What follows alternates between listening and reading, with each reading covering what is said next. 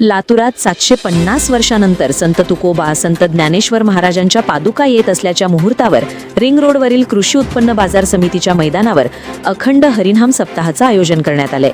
या निमित्ताने इतर जिल्ह्यातून येणाऱ्या वारकऱ्यांना कार्यक्रमाची दिशा व रूपरेषा कळावी यासाठी रिंग रोड परिसरात लहान लहान बॅनर्स लावण्यात आले होते। मात्र महानगरपालिकेनं हे बॅनर काढून टाकल्यामुळे वीर योद्धा संघटना आक्रमक झाली असून मनपा अधिकाऱ्यांना चांगलंच धारेवर धरत वीर योद्धा संघटनेनं जाब विचारलाय। अक्षरशः आज काय झालं, हा एक निंदनीय प्रकार घडला 2 दिवसापूर्वी।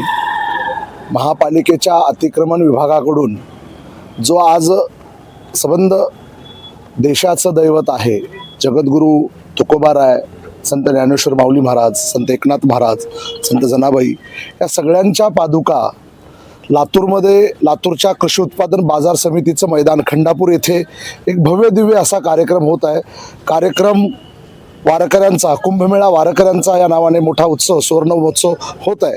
त्या कार्यक्रमाचं 2x3चं फ्लेक्स हे रिंग रोडच्या भागाला, म्हणजे जो काही धाराशिव, बीड, नांदेड, लातूर इथून येणारा जो काही वारकरी समाज बांधव आहे, वारकरी बांधव आहे, त्याला त्या कार्यक्रमाची दिशा कळावी, कार्यक्रमाची रूपरेषा कळावी, नेमकं कार्यक्रम कोणत्या भागात आहे हे कळावं, यासाठी 2x3चे फ्लेक्स हे वारकरी संप्रदायाच्या वतीनं हे पोलवरती लावलेले होते। याच्यावरती कुठल्याही इतरत्र दुसरा कोणा भाई दादा नेत्यांचा फोटो नसून संतांच्या फोटोचा असा एक फ्लेक्स 2x3चं होतं। हे महापालिकेच्या अतिक्रमण विभागाने काढलं।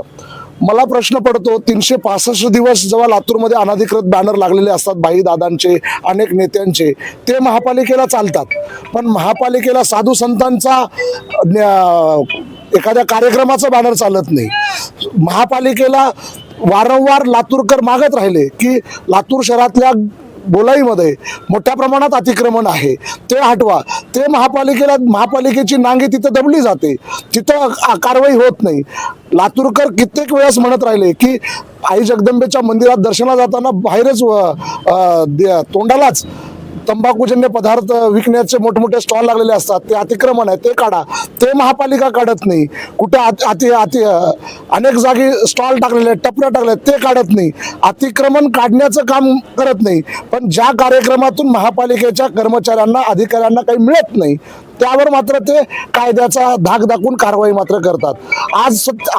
आजच्या घटनेला सुद्धा लातूर शहरामध्ये अनेक चौकामध्ये तुम्हाला बघायला मिळतील अनधिकृत फ्लेक्स प्रत्येक चौकात लागलेले आहेत, पण फक्त ना फक्त जाणीवपूर्वक या साधू संतांच्याच कार्यक्रमाचे फ्लेक्स का काढले गेले, म्हणून मी महापालिकेमध्ये गेलो आणि महापालिकेच्या अधिकाऱ्यांना याबद्दल जाब विचारला।